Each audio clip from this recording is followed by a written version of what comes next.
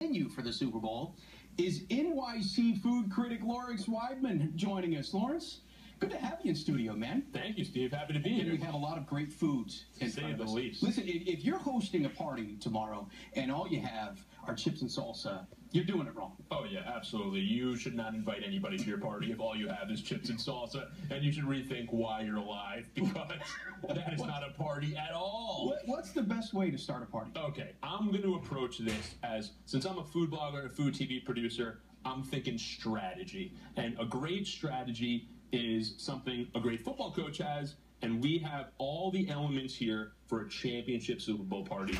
We got great players, and we're going to walk through each of these star players right now. We have a Super Bowl theme running through this. The least. Okay. We're killing it on the analogies.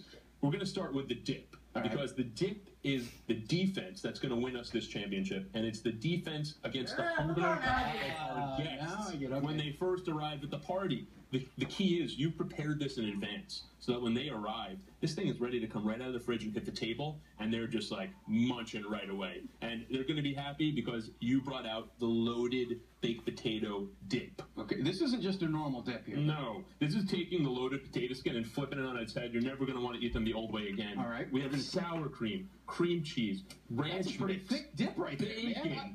I've already lost half of my Go for the veggies, Steve. Go for the veggies. Great. Come on. Now I've lost this. Okay, going veggie. Going back in with the veggie. I'm going to try to get some of the chip. Okay, now I've got veggie and chip. Revolutionizing the dip right here. Chip, veggie, dip. Okay. What do you think? I've heard good. Now, if I flip this, can I double dip? That is the only way you can double dip. You bite, you flip, you dip. If you're not flipping after that first dip, boom, that's a big party foul. You're out of here. Seriously. A red card at the minimum. We're going to soccer there for a second. You know? We're throwing the yellow flag. See you later. I mean, no more food for you. You're in the corner. Double dipping, not allowed. I mean, listen. There are some dips that are just so good.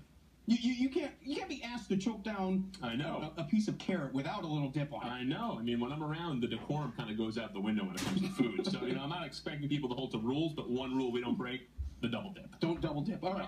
We're safe there with the dip. I think that's a great way to start. What's next? Next is our running back of our championship Super Bowl party. It is the nacho bar. Consider this the Marshawn Lynch of our party right now. He's bruising, he's reliable, he's moving the chains, and that's exactly what this is going to do because it's interactive, it's fun, it allows people to make nachos the way they want to make nachos. Vegetarians are happy, the meat eaters are happy, and the sky's the limit because you also, again, prepared everything in advance. Right, see, and you can make it yourself, right? Exactly. Okay, so you just grab a few chips here. A little cheese. Start off with the cheese. Yeah, you need a cheese Gotta put some cheese on it, I like to get the salsa after the cheese. Really? Salsa after the cheese? I like the tomato and the cheese mixing together. Okay, all right, now I go my guac. Okay. Right? A little guac here, exactly. It's really colorful. It's like an artist palette. Then I go sour really cream. Nice. Okay, a little sour cream. And then I top it off with the jalapeno. A little dollop of sour cream. And then just a couple of jalapenos? Yeah, I'm a man who likes his spice. A couple of jalapenos to pop in there. I mean, is that not beautiful or what? I tell you what, that does look really nice. That's nacho art right there. That really is. And seriously, you know what? I'd walk around with this. Exactly. Why not? That's the thing. I'd be proud to carry this around. And as a host, you can walk around because it's all set for you already. That's right. You can actually enjoy your own party. And it's, again, like you said, interactive. And it's a place for people to continue to come back. Oh, absolutely. So the key here is you got to have all of your food set around the room, right? There shouldn't be just one area where the food is. And you also don't want to put, like some people think the party is putting all the food out at once at the beginning and then just letting it go. You're going to end up with people sitting there later, kind of bored, especially if it's a lousy game like we saw last year in the Super Bowl. Or they're going to be sleeping because they got food coming from eating so much right away. Well, the food is the star. To say the least. The food and commercials. Right. Food and commercials and the setting. Especially when there's no Jets or Giants in the game. Come on. You also brought some mac and cheese, but a little bit of a unique variation of mac and cheese. Dude, I don't do anything normally when it comes to food. We're always taking things to the next level. And these handheld bacon mac and cheese bites are the way to go. And you nailed it on the head with mobile and interactive because that's what these allow you to do. Consider these the quarterback at halftime, give you that pep talk that's going to motivate you and get you moving and get you excited. When you bring out these handheld mac and cheese bites and hand one to someone who already has a drink in their other hand, they're going to love you. They're going to play hard for you in the second half. You know what? Yeah, and you can just set this right here on the side. With your nachos. It's not getting mixed in with it, you know? And look, it's good. We got bacon in 2 courses already, too. Why not? I just make mac and cheese with my hands. The best part is you make these in a muffin tin. You sprinkle Parmesan all on top. You bake it when it comes out. See these burnt brown edges all around? That's burnt Parmesan cheese. That is killer. Perfect. By the way, you know that the day that Americans eat the most food? Super Bowl Sunday? Actually, it's Thanksgiving. Number 3, though, is... Number 3?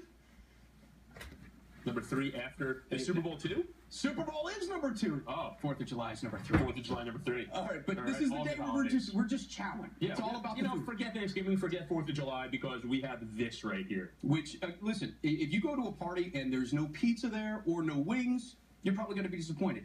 This captures both of them in one. To say the least. And when you bring this thing out, this is your wide receiver that's trashed up in all game, and then he comes out with that one-handed grab, runs 50 yards for the score, and you're just like, oh, this is the playmaker. Right. He brought out buffalo chicken pizza. I love this guy. I knew he should have come to this party. It's amazing. Look, wings, when you fry them, they don't age well. They go bad quick. And if you're frying them fresh, you're not a part of the party. You're standing there by the fryer. Everybody loves pizza. Everybody loves wings.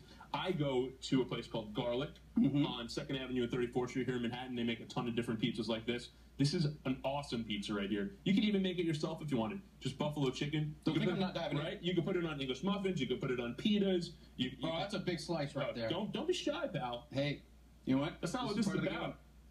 Oh, yeah. Bro. Come on. I just ate wings on a pizza. It's like life-changing stuff here. I mean, I'm waiting for our Nobel Peace Prizes here, you know?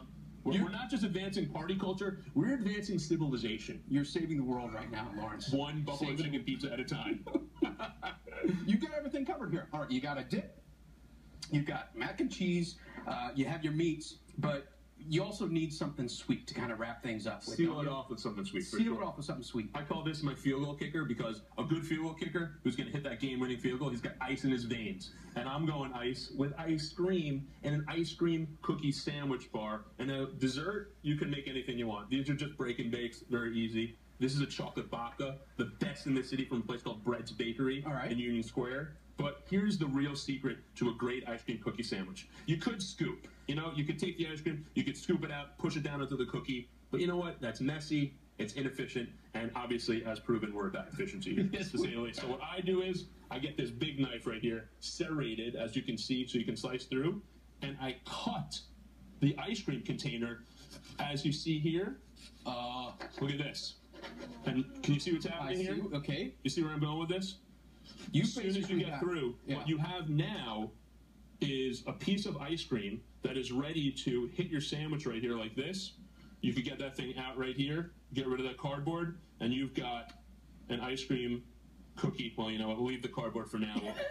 We won't eat this one, but you can see if that cardboard wasn't there, this would be the best ice cream sandwich in the world. That is a life hack. There you go. You know, this isn't just a Super Bowl hack. That is a life hack right there. Steve, people need to pay attention to what we say. We're here to help. I'm following you. I'm following you, which is why if I'm going to a Super Bowl party, there are certainly some do's and some don'ts. What are some don'ts? Look, I got 3 golden rules if you're coming to my Super Bowl party. The first golden rule is you come with something in your hands. You know what? Beverage. Anything. It doesn't have to be major. Just show that you care and that you appreciate the fact that I am throwing you a championship Super Bowl party here. That's rule number 1. Rule number 2 is if you're a vegetarian or a vegan, which there seems to be a lot of in New York City these days, bring something for yourself to eat, because you know what? This is a Super Bowl party. This is not you know, the 1960s. We're not doing something. If you like green leaf. This is football. This is America. There's bacon in 3 of the 5 dishes on this table. Take care of yourself. I'll try to do my best, like with the nachos, you know, or you could take the bacon out of that potato dip if you wanted. But you know, we're here to party. And finally, what's the biggest one? The final rule. Look. Party is the key word here. You and me love to party. Anyone who's coming to our Super Bowl party loves to party.